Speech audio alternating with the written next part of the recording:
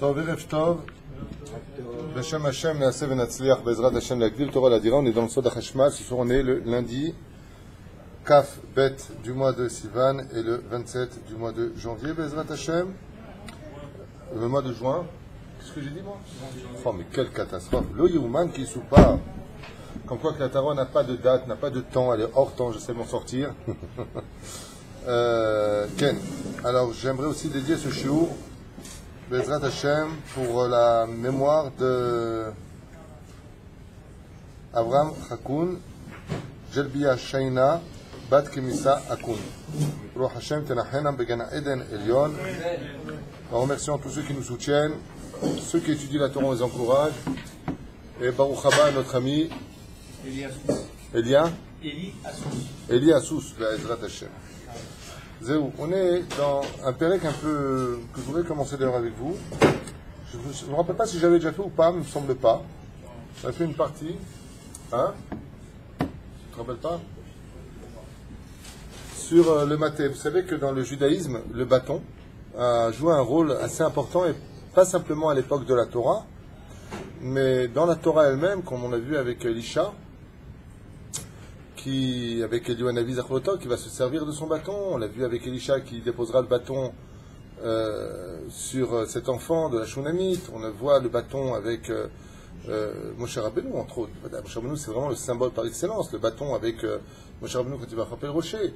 Le bâton, on en parlera la semaine, puisque c'est ce qu'on verra. On va peut-être essayer de commencer aussi par ça, mais je voudrais faire Mikdama d'abord, avec justement ce bâton qui devra sortir ses shkedim, c'est-à-dire ses amendes en premier. Le bâton joue un rôle très important aussi pour la Géoula, puisque dès qu'on a affaire au bâton dans le judaïsme, eh bien bizarrement c'est le début de la Géoula. La Géoula a commencé quand Moshe Rabbeinu a trouvé le bâton dans le jardin de Yitro. Il a pris ce bâton dans les mains, un petit peu comme dans la mythologie européenne, il va le faire croire avec Richard Cœur de Lion, quand il va arracher l'épée, comment ça s'appelle? Excalibur, justement, ce qu'il y a de dire. D'où est-ce que c'est pris? On voit que tu connais tes classiques. Et donc, voilà, donc le maté, hein, en hébreu, on appelle ça makel, on appelle ça maté. Il y a deux façons de l'appeler, et il faut savoir que, même tête et il faut savoir. Exactement, parce que chaque bâton, c'est la paracha de la semaine. C'est une question importante que tu poses. Pourquoi maté, c'est. Parce que justement, la splendeur d'Israël, le dévoilement de la Géoula passe par le bâton. C'est ce qu'on essaie de découvrir pourquoi. Le problème, c'est qu'il y a énormément à faire. Sur le marté ici, il a 10-12 titres.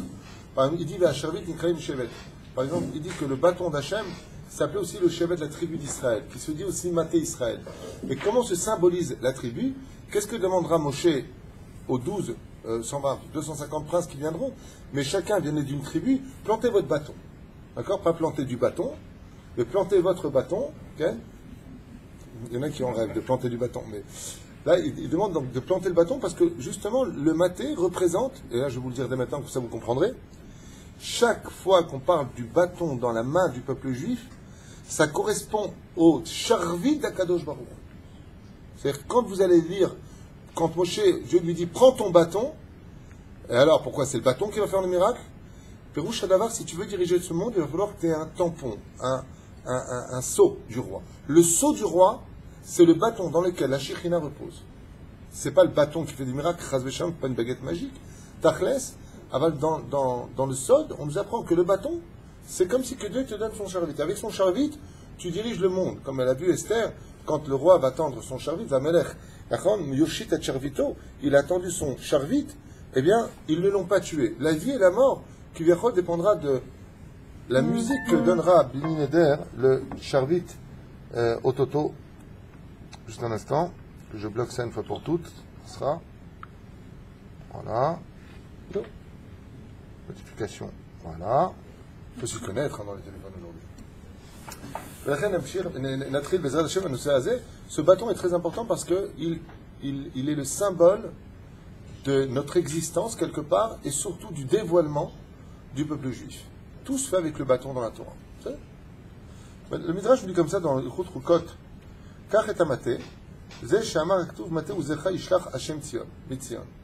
Comme c'est marqué ici, Dieu enverra Bezrat Hashem sa puissance par le bâton pour libérer Tzion. qui veut que le Mashiach, lui aussi, se viendra avec un bâton. Ce bâton-là, c'est le premier bâton de l'histoire. Alors, je ne sais pas si je peux me permettre de vous dire ça comme ça en jeté, non, si ça s'explique clairement. Mais il y a une notion de Etz Achaim et de Etz Adat dans le bâton. Le Mashiach, lui, quand il viendra aussi avec ce bâton. Il faut le savoir. D'accord? Et c'est ce qu'il dit ici.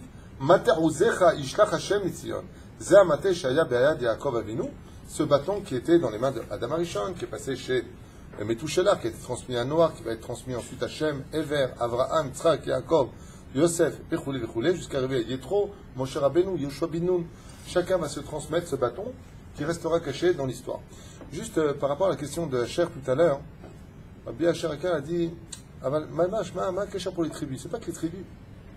Si il y a une chose qu'on doit retenir à propos d'Amalek, si vous regardez les lettres du mot Amalek, Amalek c'est Makel Aïn.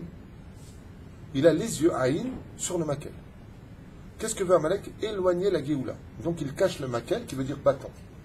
Une des choses pour lesquelles on doit effacer Amalek de dessous les cieux, c'est pour ne pas qu'il voit où est le bâton qui verrol de Moshe Rabbeinu.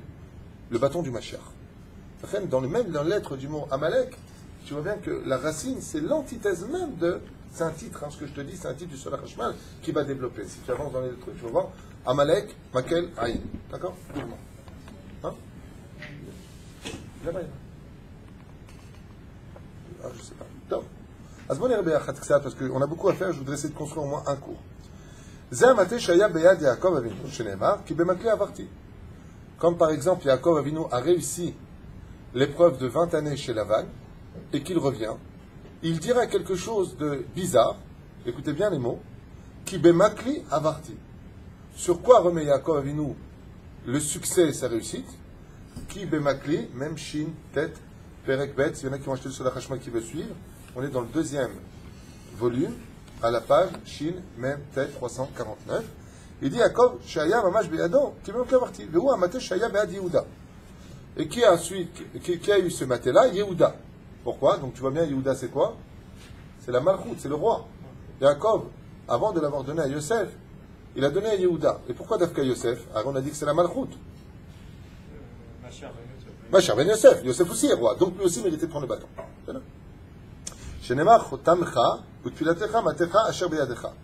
Où est-ce que c'est marqué que Yaakov Avinu a donné son bâton?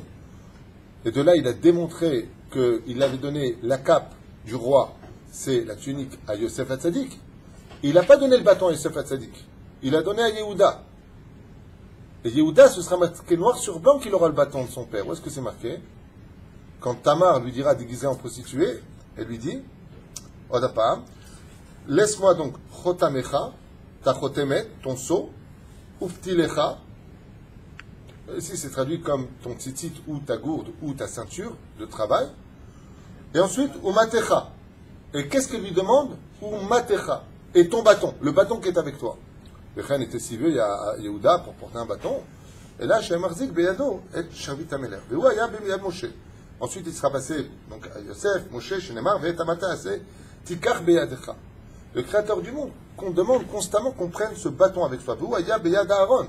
Et c'est ce même bâton qui ira dans les mains de Aaron. Alors, sur ce, j'ai un petit problème avec ça par rapport à certaines scènes qui auront lieu. Ah, va les mettre la mytholo, parce que dans le texte, c'est marqué que Moshe tend le bâton à Aaron pour faire les prodiges. Il y a 3 plaies qui vont avoir lieu par Moshe, 3 par Aaron, et 3 par Akadosh Baruch Hu, par les plaies mêmes qui vont même pas être annoncées, qui vont se faire d'elles-mêmes. Et la dernière, Hashem Be'atzmo Birvodo. C'est-à-dire, pour les plaies d'Aaron, vous allez voir que Moshe donne son bâton d'Avka à Aaron. Be'ad Aaron, Vayeshlech Aaron et Mateu. Comme c'est marqué par exemple, premier plan qu'il donne. Alors pourquoi tout à l'heure je vous ai dit que le bâton représente l'arbre de la connaissance du bien et du mal? Donnez-moi un verset qui prouve que le bâton vient des forces du bien et du mal. Ça veut dire de la connaissance pardon, du bien et du mal. Vas-y Aaron. Aaron Khajaj, il a la réponse. Il dit Vayeshlech Aaron et Mateu.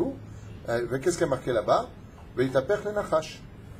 Donc ce bâton-là, il était capable de se transformer en serpent. Donc c'est bien les forces du bien, il est venu libérer le peuple, il est capable de se transformer en serpent. Comment il peut se transformer en serpent s'il n'est pas l'arbre de la connaissance du bien et du mal? Mashma Mikan, que le bâton vient réparer la faute originelle. C'est pour ça qu'on ne peut pas évoluer.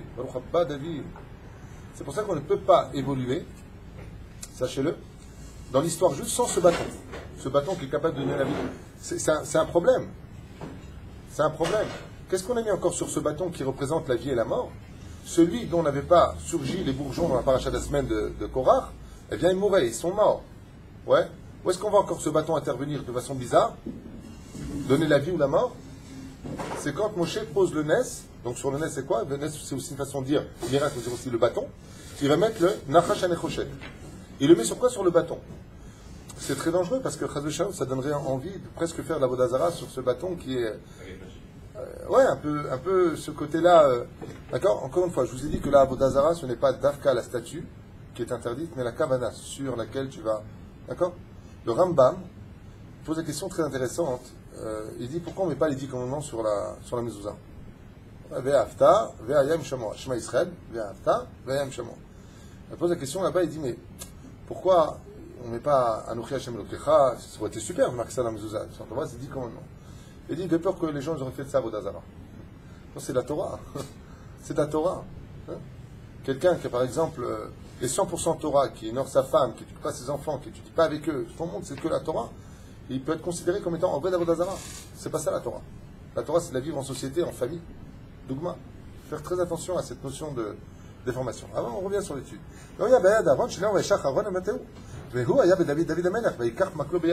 David Amelech aussi pareil. Quand il est parti se battre contre Goliath, qu'est-ce qu'il avait avec lui?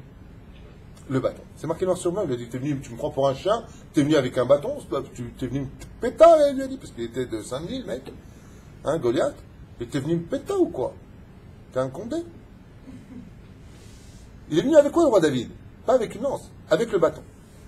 Et d'ailleurs, qu'est-ce qui a fait baliser Goliath, qui était, lui, le Hetzadat, la Sitra Hara, il s'est retrouvé face au roi David, qui est venu avec le Hetzadat, la Sitra Degdusha. C'est à piste, comme ça explique le Zohar.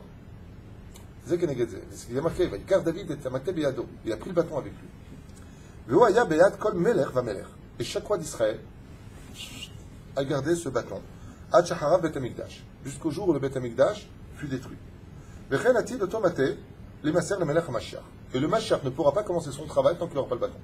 Ce bâton-là, encore une fois, on va voir dans le Chashmal, puisqu'on est dans le domaine spirituel, quel rôle il a joué dans l'histoire du peuple juif. Vechen ati, l'irdot bo kol ha'omat ha'olam. Et c'est ce bâton-là, très bizarrement, que va utiliser le Melech Mashiach pour mater toutes les nations du monde. Il va toutes les mettre au garde à vous. Tel pays devra verser tant de choses, tel pays devra obéir à telle loi, telle chose, tel domaine. Pourquoi? Parce que les nations du monde, je le répète une fois de plus, au lieu de passer notre temps à les insulter, ont un rôle à jouer avec Israël dans l'histoire. C'est là. Les nations du monde, Rabotai, c'est ce qu'il dit ici. Vechen atid l'irdot bo et tout le monde les remettre à leur place. Pourquoi il va falloir faire descendre même tête de sa hauteur qui descend et Michael monte? C'est toute une question de qui prendra la place. C'est marqué que Michael précipitera l'ange même tête qui est le ministre des nations du monde. Et donc les nations du monde, d'où est-ce qu'elles prennent leur force? Justement de cet ange qui se trouve en haut. C'est toute une histoire compliquée, c'est une guerre en haut. C'est Shalom Bimrouma, ou Barahma, c'est Shalom Alenu. Et le Mashiach, comme il dit ici, commence pas son travail tant qu'il n'a pas le bâton. Ce bâton-là, alors j'ai lu dans un livre, je ne me rappelle pas lequel, je crois que c'est dans le Hashmal, que sur ce bâton étaient gravés tous les noms divins. Un Midrash, tu as vu ça ou quelque part? Hein? Sur le Hashmal. C'est marqué là-bas, il y avait tous les noms divins, le Shem Av, Shem Sag, Shem Ben, Shem Ma, Shem Mav. Mav, c'est un Abechoach. Comme c'est marqué dans Sefer HaYair. Ve'od, Shem Evaya, Shem Elokim. Il y avait tous les noms dedans, il fallait simplement les Chaven Otam, les filles à Matzaf. Ça veut dire, comme une espèce de, je sais pas, truc bizarre, tu tournes à droite, tu tournes à gauche, tu mettais le nom. Ah, j'ai un Shemot là-bas, en regardant mes affaires, j'ai un vieux Shemot. Et là-bas, il est marqué Beshem Ploni, la Sotkacha, pour qu'un juste se sépare de la Goya. Ok? Donc, Beshem Ploni, Beshem Ploni. C'est exactement la même chose, sur ce bâton étaient gravés tous les noms divins. D'accord? Et pourquoi on a besoin qu'il y ait des noms divins qui soient marqués là-bas? Tu ne penses pas que c'est le bout de bois, Chaz Shalom, comme c'est marqué, et ils suivront des dieux de pierre et des dieux de bois. Alors, le mec, il a un maquel, voilà. Le mec, imagine, il a deux maquels. Il fait un comme ça. Chaz Shalom. Aval Derech Hagar, c'est pas pour rien qu'eux, ils ont pris justement du bois. Le fait, juste que, une parenthèse comme ça dans l'histoire, c'est que JC, quand il s'est fait emmener par Ponce Pilate à se faire trucider, pour devenir un acteur pour 2000 ans d'histoire, il a demandé à Dafka de traîner du bois. Il aurait pu demander de traîner autre chose. Non. Il traîne du bois parce que pour lui, son bâton, c'était ça. Mais si vous regardez bien, la croix chez les chrétiens ressemble à quoi? Très bonne réponse, Aaron, tu as bien fait de venir, à une épée. N'importe quel idiot te dit, tu vois une croix, ça ressemble à une épée. Tu vois, quand tu prends une épée, vous avez jamais fait une épée quand vous étiez gosse? Mais c'est une croix. Okay. Et pourquoi c'est une croix? Parce que JC, j'appelle ça l'acrobate, si vous préférez, lui, dans son domaine, il est passé du côté de Esav. Les Chachamim nous disent que, Alpisod, je crois que c'est le Rama de Pano, il dit que JC est la réincarnation de Esav. Et qu'est-ce qu'il y a marqué sur Esav? Al-Harbecha Tirye. Tu vivras sur ton épée. Qu'est-ce qu'il a fait lui? Il s'est arrangé pour prendre le bâton en forme d'épée. Ça s'appelle une croix. Devant quoi se prosternent les chrétiens?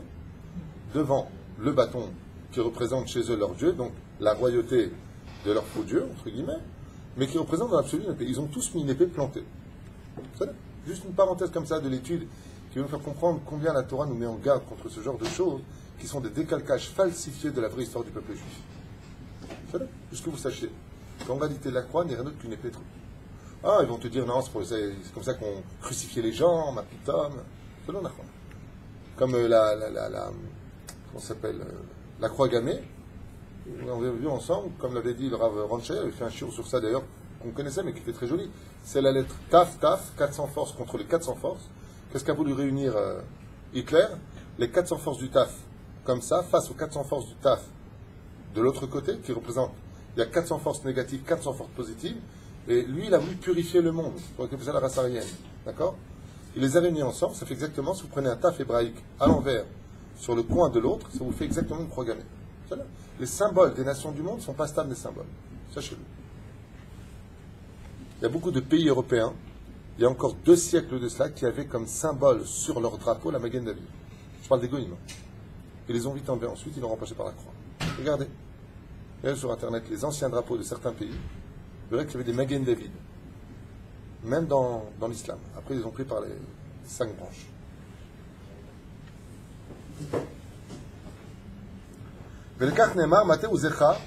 Donc, on appelle ça le maté, le bâton de la puissance. Ishlach Hashem Mitzion. Il l'enverra d'où? De Tzion. La Géoula viendra, Bezrat Hashem, par cette notion-là. Le Zohar HaKadosh, dans Parashat Bereshit, nous dit comme ça à la page 29 à Moudalef. Le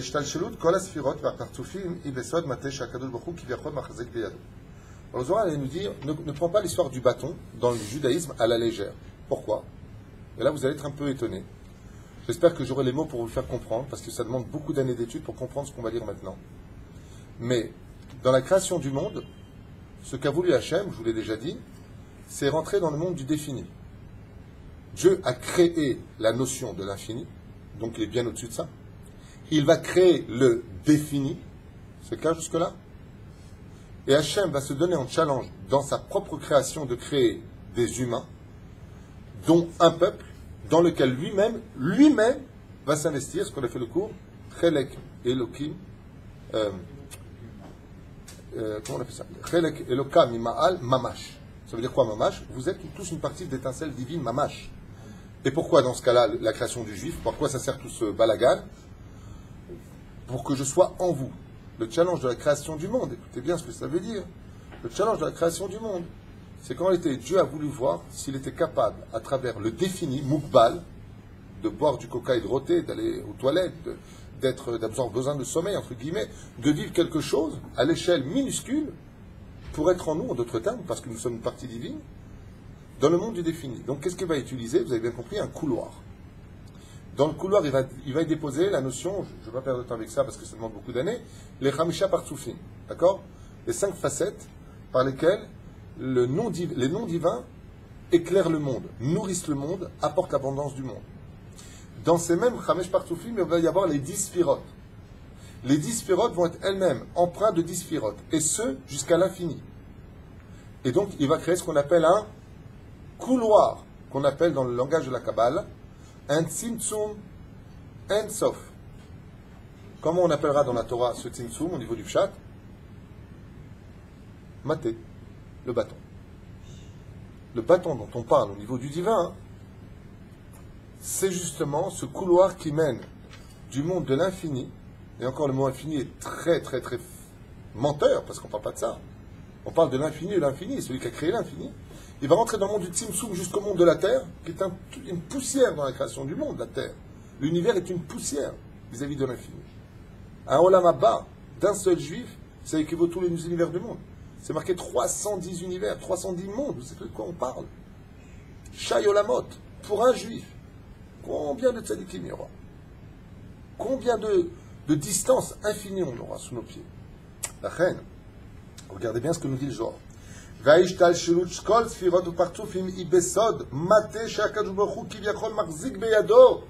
Tout passe par ce bâton qu'entre guillemets, il faut bien comprendre, Dieu n'a pas de main, on ne parle pas d'un vrai bâton, vous avez bien compris qu'on parle de spiritualité. Le créateur du monde tient depuis le Kisei HaKavod jusque dans le monde d'en bas. Vechen, comme c'est marqué dans le Etz Chaim du Harizal, chez Maté Moshe Ayam Prinat Hashmal.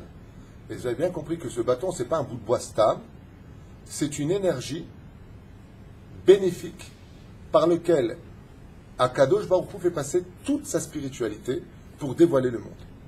C'est là.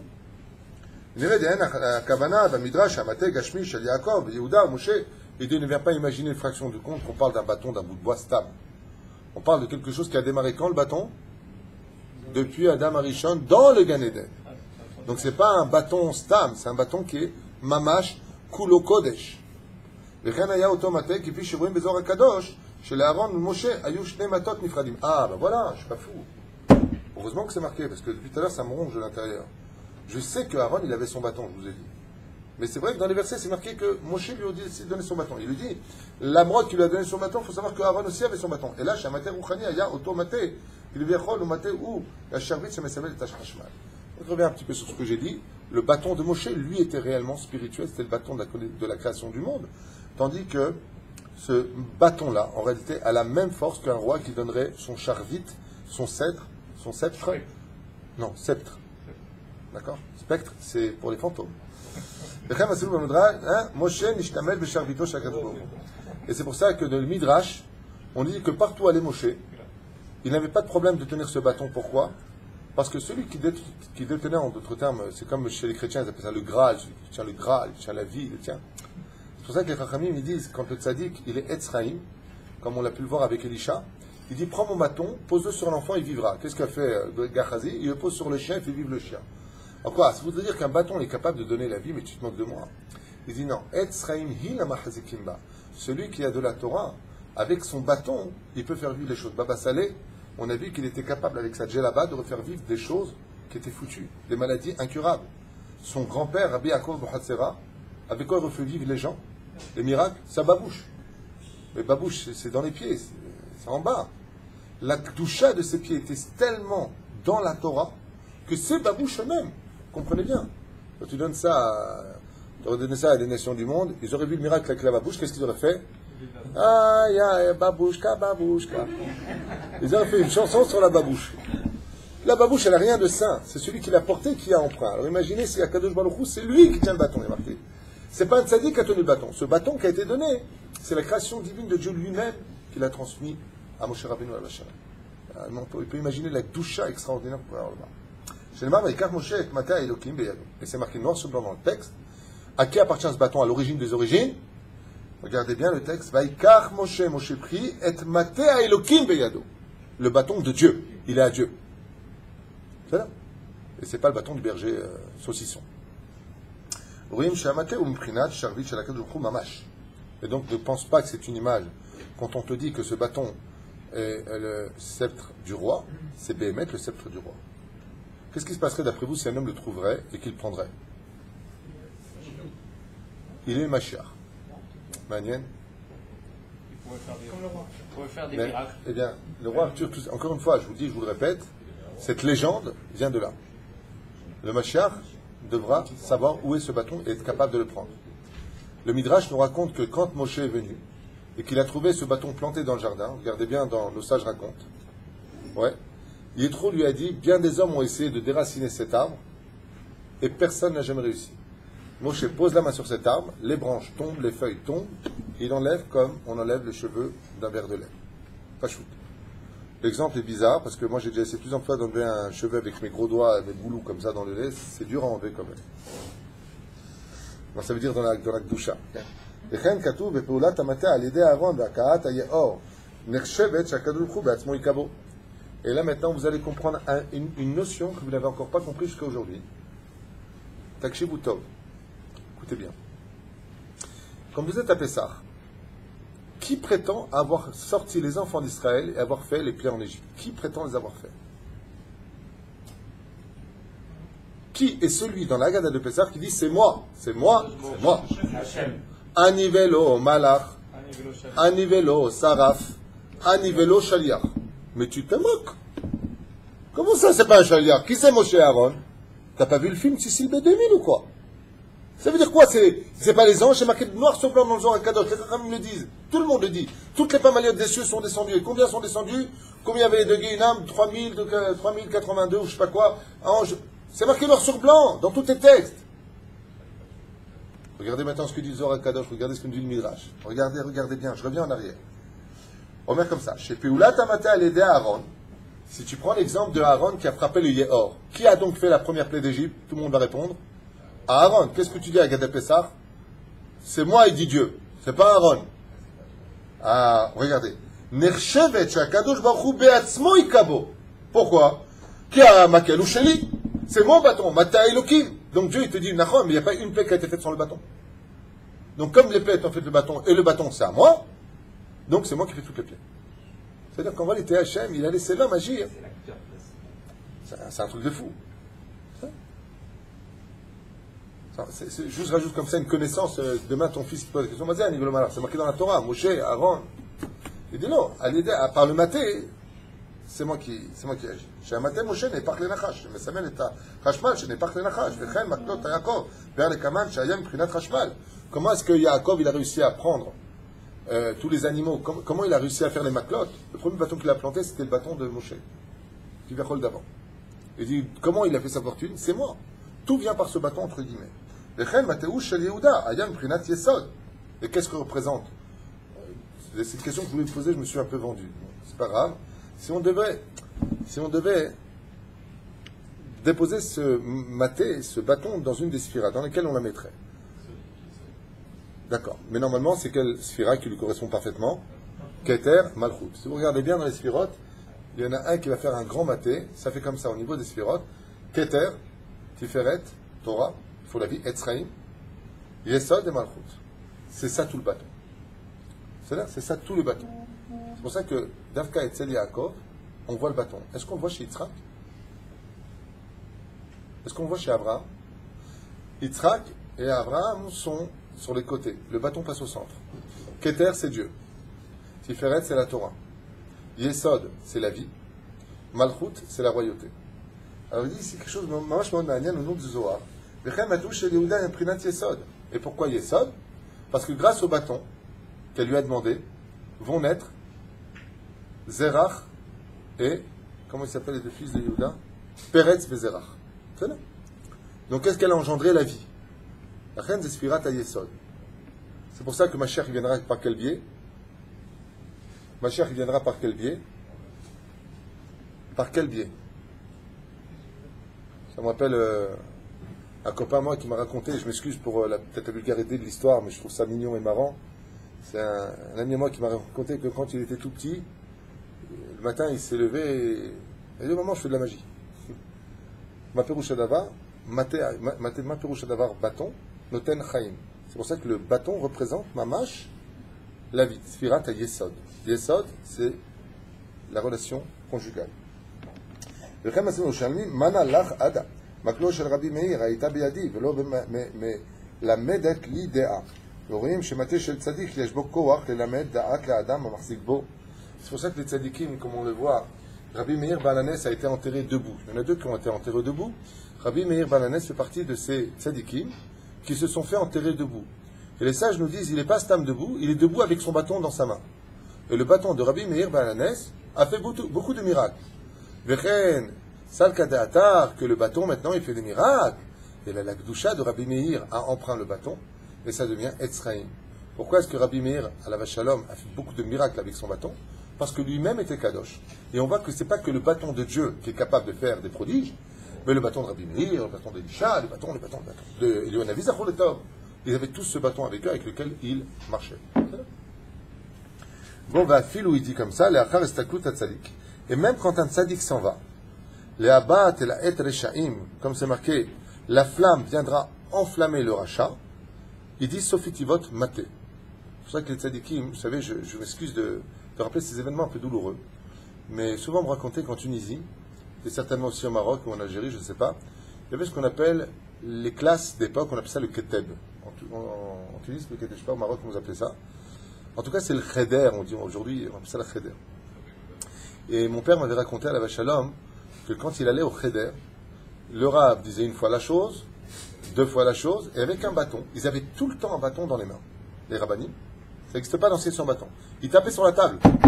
Un peu comme les professeurs à l'époque de la petite maison dans la prairie, on voyait aussi dans les feuilletons Madame Macmuche avec sa baguette en train d'œil. Si vraiment l'enfant n'y arrivait pas, le bâton l'aidait à prendre un petit coup sur les fesses. Okay? Alors il dit comme ça, la havat et la et reshaim, qui viachol maintenant, la femme viendra, les sofitivot c'est et tête même, sofitivot maté. D'amatem et semet ta chashmal de kedusha c'est soref ta reshaim. Car le bâton dont on parle quand il est kadosh peut même réussir à brûler les reshaim, vechen sheva pamim maté. Et c'est pour ça que si on prend les 7 sphirot tartonot, 7 fois le mot maté, ça fait la gematria du mot chashmal. Chashmal, vous vous rappelez ce qu'on avait expliqué, c'est l'énergie des anges. Le monde dans lequel, de l'idée divine jusqu'au fonctionnement du métaphysique au physique, ça s'appelle chashmal. Aujourd'hui, vous traduisez par électricité, mais dans le texte, ça veut dire énergie. Vechen maté begematria chashmal, comme vous l'avez compris, le fi cheshbon makor haotshot beseder alef bet chet shin tov, on s'en fiche.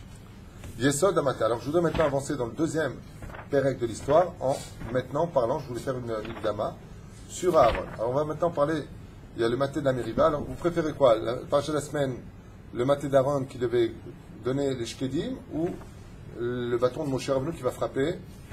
On fait, merci pour votre réponse, vachement rapide. On fait Aaron, puisque c'est la partie de la semaine, on reviendra bien Neder. Sur le fait que Moshe ait utilisé le bâton pour frapper le rocher alors que Dieu lui a demandé de parler avec le rocher. Mais il demande de parler avec le rocher, bizarrement il se passe quelque chose de bizarre. Bizarrement il se passe quelque chose de bizarre, c'est une redondance. Hein?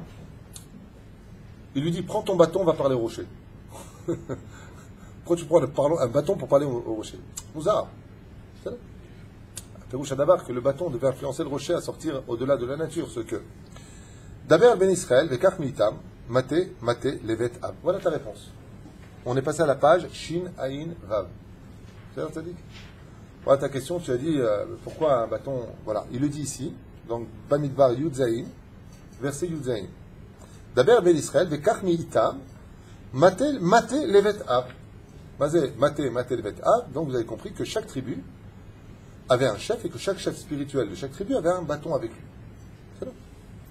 Mais Kol Nessiem, de tout Nassi, parce qu'il faut savoir que même les Nessim avaient un bâton, Levet Avotam, Shnem Asar Matot. Donc combien de tribus? 12 tribus. Donc combien devaient se planter de bâtons? Présenter 12 bâtons. Et Basov, qu'est-ce qui est marqué? Parach Maté à Aaron.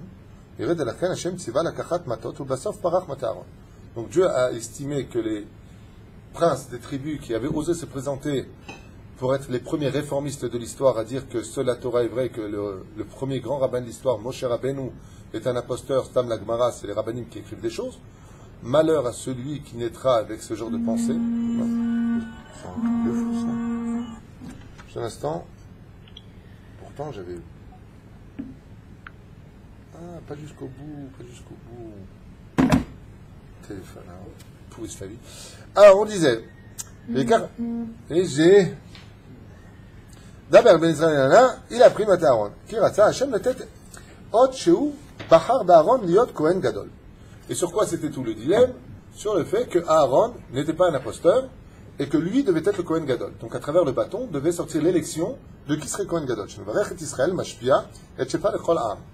Donc avec quoi le tafki du Kohen Gadol devait être fait? L'influence de bénir le peuple juif. Qu'est-ce que demande Hachem de présenter? Le bâton. d'accord? לכן השם ציווה שיבו מטות. ואז פרח מטה אהרון. לסמל שהמטה של אהרון הוא זה שפורח ומשפיע שפע לכל ישראל. Pour bien montrer que c'était le bâton de Aaron qui donnait donc ses conséquences, ses fruits le plus vite, et donc qui influençait sur le monde. Dafka, pourquoi des shkedim? On va étudier ça après, si on y arrive. Pourquoi Dafka des shkedim? Shkedim, vous savez, shaked, c'est des amandes. Pourquoi Dafka des amandes? Oh, il y a une très très très belle histoire à raconter sur le fait que au début c'est dur, c'est amer, ensuite ça devient doux, ou alors ça peut devenir doux et après ça devient dur. Pour t'enseigner que la Torah, il va falloir faire très attention. Au début elle peut être amère, mais si tu continues à l'étudier, elle devient douce. C'est là. Ou des fois elle peut être douce et d'un coup elle devient amère. Si tu n'as pas de rab, si tu n'as pas de bâton pour te diriger, cette même Torah que si tu l'étudies seule, elle peut devenir amère à tes yeux. C'est là, il y a plein d'histoires à raconter sur ça, c'est pas le but d'aujourd'hui. זה שפורח ומשפיע את שפע לישראל. והמטה של אהרון מעביר את השפע לשאר המטות כל ניסים. Et pourquoi Dafka, Dieu l'a demandé de prendre des bâtons et de les planter comme ça les uns côté des autres, pour enseigner que c'est le bâton d'Aaron, Aaron on parle de toi, qui était capable d'influencer sur le bien-être des autres tribus. שיעבירו כל אחד לשבטו, כפי מה שבאמרי כמן, שזקן אהרון משפיע את שפע לכל ישראל. Donc, il y a deux choses qui influençaient, comme on voit dans le Télim du roi David. La barbe de Aaron influençait un shefa extraordinaire. Et c'est pour ça que si vous prenez la gematria du mot Aaron à Cohen, c'est la même gematria que les tribus d'Israël, les tribus de Dieu exactement. Shifté, les tribus, Ya, Dieu. C'est la même gematria pour dire que Aaron est le bâton, en fin de compte, le couloir qui conduit à la bénédiction. C'est pour ça que les Kohanim nous bénissent. C'est ça? וכן אילן, המסמל את היסוד לכהונה, וכן שם אהרון תכתוב על לוי, כי מטה אחד לראש לבית אבותם, דדילוק שש אותיות, bon on avance avec ça, il parle ici des gématriotes, סופיטיבות וכו', וכן 12 מטות, comme c'est marqué là-bas, 12 תמר, מתאר ידי לפלסטין, מסמל את היסוד וכו' וכו', והנה פרח מטה אהרון לבית לוי, ויוצא פרח ויצא ציציץ ויגמול שקדים, נראה דיש כאן רמז, ויוצא ציץ משון ציצית. דרך אגב, il y a plusieurs choses qui sont reliées entre la paracha de la semaine dernière, la paracha de Shelach qui finit avec les tzitzit, ouais, ou item auto usrachtem et kol mitzvot Hashem. Et c'est pour ça que viendra Korach en définissant les problèmes de la mezouza. Et qu'est-ce qu'une mezouza, si vous avez bien compris au niveau miniature? Qu'est-ce qu'une mezouza? Pourquoi on porte une mezouza? Vous savez c'est quoi? C'est le shefa du bâton originel en petit chez nous.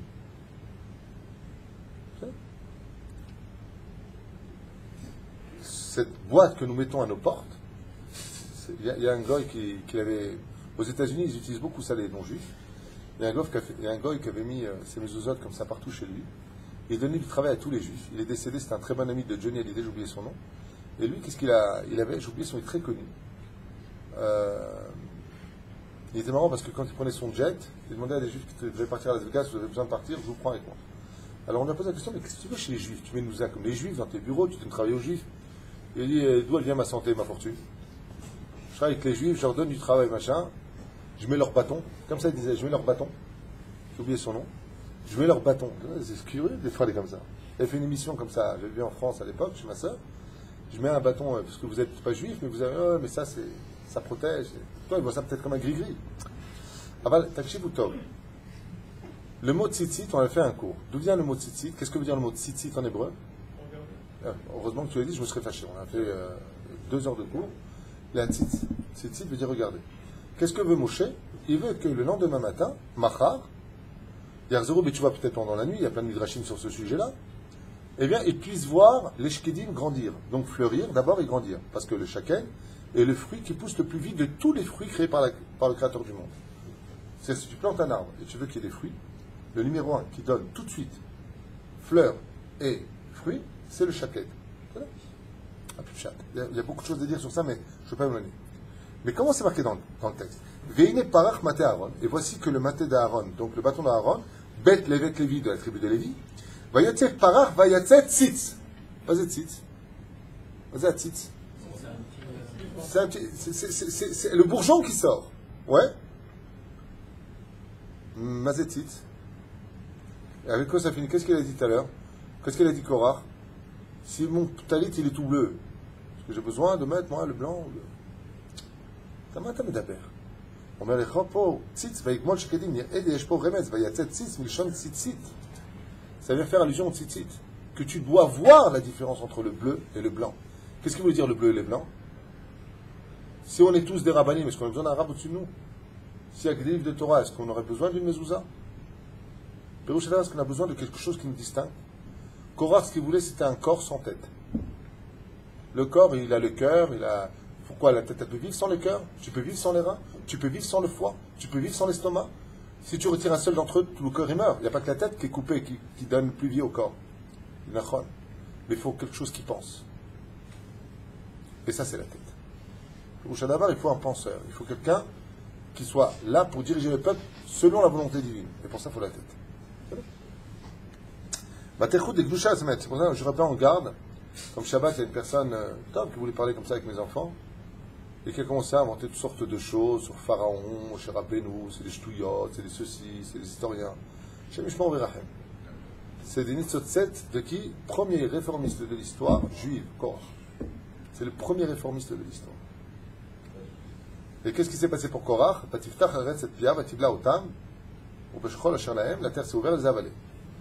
La Torah vient te dire, tout celui qui est réformiste, sa place c'est le Gehenna. C'est pas moi qui le dis, c'est la Torah.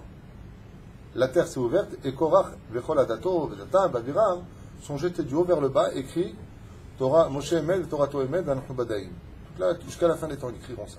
Ils sont brûlés, réavivés, reconstruits, rebrûlés, réavivés, reconstruits, rebrûlés. Ça, c'est la punition qui attend les gens qui sont réformistes, ceux qui disent ça, c'est les rabbins qui ont écrit, je ne prends pas. Ceux qui réfutent les lois du Shulchan Aruch. Ouais, vous avec vos lois, ça c'est bon. Ces gens-là s'appellent des réformistes. Si vous ne me croyez pas, demandez à vos rabbanim à vous. Ceux qui regardent ce cours, allez demander à vos rabbanim à vous, de vrais rabbanim. C'est pas des réformistes.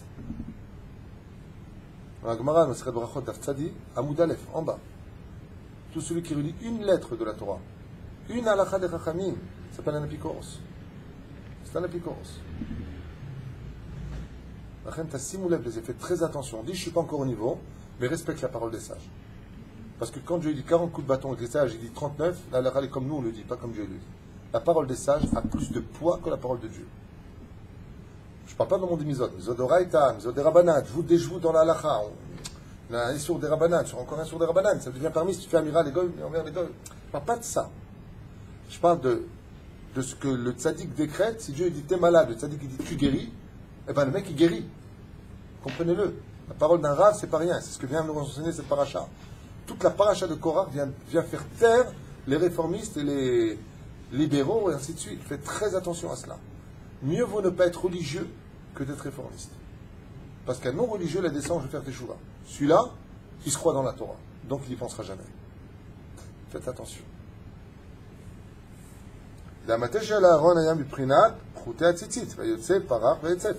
Donc pourquoi maintenant, émettre la mito, nous dit le texte du Soda Hashmal, il a demandé d'Akwa Vayatzitz. Qu'est-ce qu'il voulait faire à Kadosh Baruch Hu? Il voulait montrer que le tzitzit blanc et le tzitzit bleu doivent exister. Donc tous ont regardé. Puisque vous n'avez pas été capable de distinguer le bleu du blanc,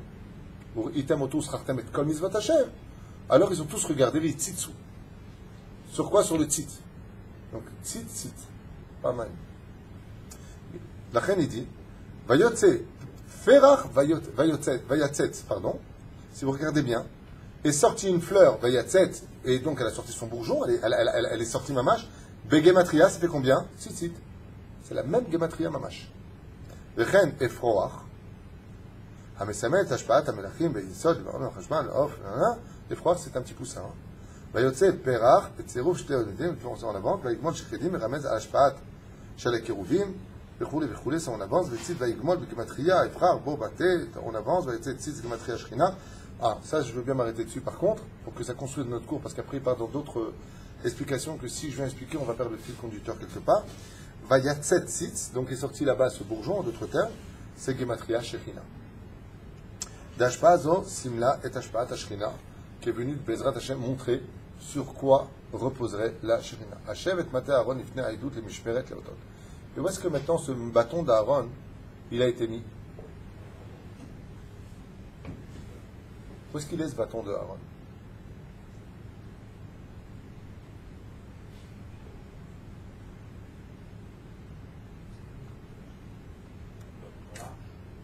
Oh, dans l'arche. Alors j'ai un problème avec ça. Il y en a qui disent comme ça, mais c'est pas marqué comme ça. Donc, Hachev et Mate Aaron lifne Haïdout. Il n'y a pas marqué Betoch Haïdout. Le Aaron Haïdout, c'est l'arche d'alliance. Il y a marqué lifne Haïdout. Donc, où est-ce qu'était planté ce bâton? Devant les chérubins. Parce qu'il y a un Kesher Hadouk entre les kérouvim et le bâton, chose que j'ai passée tout à l'heure pour ne pas m'attarder. Les Mishmeret les Hot, afin qu'elle reste comme un signe et un prodige, en d'autres termes, rappeler aux gens la volonté divine. Voyez, Shemate Aaron a une prinat Hot. Donc, en d'autres termes, miracle. Car ce bâton a été capable, en d'autres termes, de continuer la vie sur le peuple juif. Et aujourd'hui, regardez bien quelque chose à retenir à vie. Qu'est-ce que nous avons aujourd'hui comme bâton? Au lieu de dire, tiens, je vais mettre à la recherche du bâton demain, je vais faire des prodiges avec. Quel est le bâton aujourd'hui qui est symbolisé dans chaque maison juive? Alors il le dit ici. Veine parach mate Aaron, levet Lévi. Ouais. Et voici qu'a grandi donc le bâton, a fleuri le bâton d'Aaron de la maison de Lévi. Gematria Shabbat Kodesh. Quelle est l'équivalence aujourd'hui d'avoir un bâton pareil à la maison? C'est quand ton Shabbat il est Kodesh al pi alacha mamash. C'est la même Gematria. Donc tu vas me dire en sortant du cours, attends, j'avais pris un truc sur le bâton, mais je ne sais même pas où il est, je m'en fiche. Tu peux repartir ici avec le bâton chez toi. Apprends toute la semaine l'alacha de Shabbat Kodesh, fais ton Shabbat, des chants, fais rire ta femme, donne du bonheur à tes enfants, viens prier à la synagogue, viens en cours de Torah, kiffe ta race, et tu auras le bâton chez toi, mamash à la maison. Puisqu'on a dit que le bâton était un shefa pour tout le peuple d'Israël. On a dit que Aaron a Kohen, Gematria, Shifteya. Ouais. Il te dit, t'inquiète pas, ce que je te dis c'est d'actualité. Shabbat Kodesh, Gematria, le bâton d'Aaron. C'est là. Amashpia et Shefa Yesod Sidusha. Pourquoi? Parce qu'on a vu que la Malchut, le Keter, la Torah, si tu vas bien, Dieu se dévoile, Shabbat, Boïkala. Ensuite, l'Onitna Shabbat et la Lilmot Torah, pour étudier la Torah, c'est Tiferet. Ensuite, quel jour on va avec nos épouses, selon le Sod, le Shabbat, c'est Sfirat Yesod. Et Shabbat appartient à quelle Sphira? La Malchut. C'est le bâton qui est réuni en un seul jour. Maintenant tu diras, pas du tout. Keter, oh, je connais. C'est Kippour. Comment s'appelle Kippour? La reine des Shabbats. Shabbat, Shabbat. Non, dans son nom, c'est la reine des Shabbats. La reine, il n'y a pas plus grand que quand Kippour ton Shabbat. C'est quand Keter se réunit à Malchut, c'est un jour du dévoilement absolu du Mashiach. Malchut est la plus basse et la plus haute se réunissent ensemble. Dieu vient dévoiler Mashiach. Si on était capable d'Afka, quand on a la chance que ça tombe ce jour-là, c'est pour ça que quand ça tombe au Shabbat, Dieu est obligé de donner des bons ptakim à tout le monde. Puis quoi nefesh doché à kol.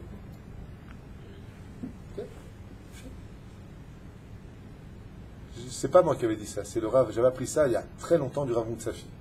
Parce que le Shabbat était avec Kippour, et il s'est mis à pleurer comme ça. Moi j'allais à son cours à Moussaïev, j'étais jeune. Et il disait, mais quelle âme, quelle chance on a cette année. On peut dévoiler Mashiach. Qu'est-ce qu'il y a? Kippour tombe avec Shabbat. Il n'y a pas de colère, Shabbat Shalom. Yom Kadosh, il faut profiter. המנורה 4 גביעים, משוקדים, כפתוריה וכחיה וכו' וכו'. ורואים שהמנורה לשונות פרח שקט וכו' ויצא פרח ויצא ציצית ויגמול שקדים מנורה סמל ויצא ציצית וזרם על המלאכים שהם מבחינת העין וציצית. טוב, après il rentre dans d'autres considérations, je ne sais pas si je continue ou pas. הנה היום בא יצאת ספירת ציצית בפר זדון. ציצית גמטריות, גמטריות, ראשי תיבות, סוף יציבות. J'essaie de voir encore quelque chose. Top. Alors je finirai juste avec une dernière chose. On a dit tout à l'heure que le shkedim, shaked, en hébreu, si vous inversez les lettres, il dit comme ça, regardez la page Shin Ain Chet. Le dernier paragraphe, parce qu'il est déjà 9h15, je vous libère. Il dit comme ça, shaked otiot kodesh. Si vous inversez aussi les lettres du mot shaked, qui veut dire amande, pourquoi Dieu a choisi celui-là? Il dit parce que si tu renverses les lettres, c'est mesemet à kodesh, mesemet et routé à kdusha, par lequel en réalité le monde d'en haut fait passer sa kidusha. La chante shaked moufia rag bemate Aaron, et c'est pour cela que le mot shaked, qui veut dire amande, les lettres du mot kodesh, n'appartiendront que sur le maté de Aaron, le bâton d'Aaron et pas les autres. Le maté Nebuchadnezzar, comme par exemple le bâton de Nabucodonosor, lui aussi avait un bâton. C'est pris à shaked rilato mar de sofomato. Voilà ce que je vous ai dit hier. Car le shaked a une particularité. Écoutez bien, au début il est amer et après il est doux. Quel rapport avec le Kodesh? Quel rapport avec Aaron? De qui et de quelles circonstances on dit d'une personne amère et après doux? C'est marqué noir sur blanc dans le Zohar Kadosh et dans d'autres références. La vie du tzaddik Atralato Omar, Aval Bassof Matok. C'est pour ça que le shaked représente Aaron. La vie du tzaddik, elle est très dure. Tu te lèves le matin à la prière. Viens dormir le matin, c'est le meilleur sommeil du monde. Non, tu te lèves. Tu gagnes ton argent, tu prélèves le maaser. Tu donnes de la charité, tu t'inquiètes pour Tial, pour les fêtes. Tu devras être un homme exemplaire dans tous les domaines. Tu travailles. Tu as une étude dans les mains, comme on disait tout à l'heure. Avant, quand tu étudiais la Torah, la famille était fière de toi. Tu étais le machère de la famille. Aujourd'hui, c'est pas ça qui va te nourrir. Ça va pas t'aider. Tu as eu un problème dans la vie, tu mets le kissouille. Je suis parti d'une secte. Fais attention, pas trop de Torah. Je voudrais une kala, mais pas trop religieuse. Tu veux quoi? Qu'elle couche avec toi et après tu te maries? C'est quoi ton truc? Moi, je suis dougri, j'aime pas le côté tménique. C'est quoi ton truc? Lama Davka, écoutez bien ce qu'il dit. Le tzaddik, au début, sa vie, elle est amère. Il mange des cailloux. Aval sofo shel davar, matok. Comme le shaket. Aaron Miskin, on lui a dit, tu vas être Cohen. Ouais! Ben, tu dors plus, tu vas faire le shalom entre les uns et les autres, tu vas faire la bénédiction pour les machalot, celui qui est malade. Shalom baï, tu dois t'en occuper. Attends, je veux plus, je t'affiche, laisse-moi tranquille, ça va se dire. C'est caché. Et quand il rate Kol Kippour, parce que c'est marrant, parce que nous, quand on voit, vous avez pleuré cette nuit-là, vous avez pleuré Rina, mais maintenant vous allez pleurer votre race tous les ans. Très bien! Vous avez imaginé que le Kohen Gadol, chaque fois qu'arrivait Kippour, il tremblait? Est-ce qu'il va vivre ou pas? Dit Trilato, comme le amer. Tu manges l'amande, elle est un peu amère. Après, elle devient douce. Il dit Kohen Gadol, il fait une Messirut Nefesh toute sa vie. Elle est amère. Elle est très dure. Même quand c'est pas Kippour, il risque sa vie. Si un mec qui va dans Irmiklat, une ville de refuge, toute la famille va prier pourquoi? Pour que le Kohen Gadol y meure. C'est-à-dire, il n'y a pas que le jour de Kippour, toute l'année. Il dit, mais arrête, je meurs. Je veux vivre. Suicide d'être Kohen Gadol. Comme tous ces tzadikim, dont la vie est tellement difficile, mais à la fin, c'est eux qui sont dans la lumière. Pourquoi on appelle ça Shkida? Parce qu'on dit Ashra et Ishacher Shakud, Shkida Batorah. Shkida veut dire celui qui est constamment dans l'étude de la Torah. Shakud Batorah veut dire en hébreu, il persévère dans l'étude de la Torah. Il est dedans à 100%. C'est pour ça que Dieu a pris ce symbole de l'amande qui vient du mot shaked. Comme c'est marqué, Shadam yesh bezrat Hashem krinat shkida belimud haTorah. Kemo shekatuv ashre adam shomei ali lishkod al daltotai yom yom.